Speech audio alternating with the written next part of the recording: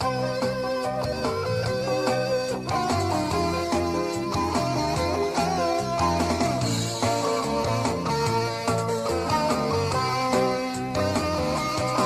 hát khơi lại lệ nga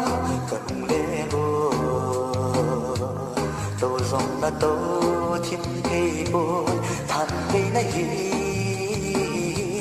ra cùng nghe giống hình nai đâu đi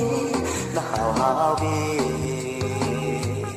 để cùng lâm ba là chim đua đi để đi một sáng ta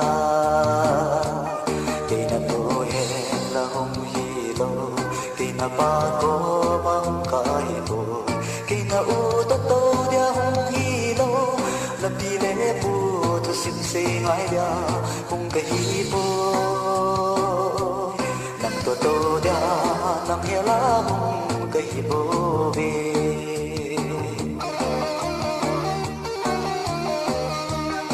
ta xa xa vắng xa vắng sợ dòng lệ thơ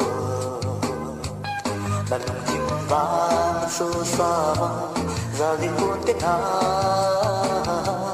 ra không xa gin lên na khôn gin giống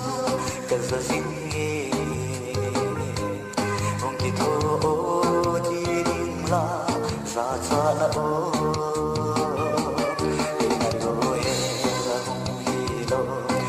ba có mang cái bồ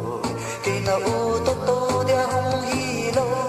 na pi lệ bồ tu sim se ngai dia hong cái hi bồ nam tô tô dia nam hia la hong cái hi bồ về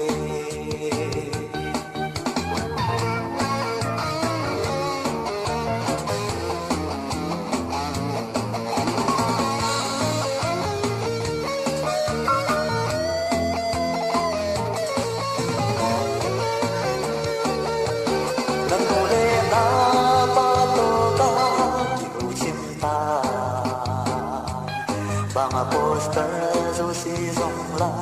cả bài hát số ta đang phá lâu và đi đón đón giống cả khúc xe ta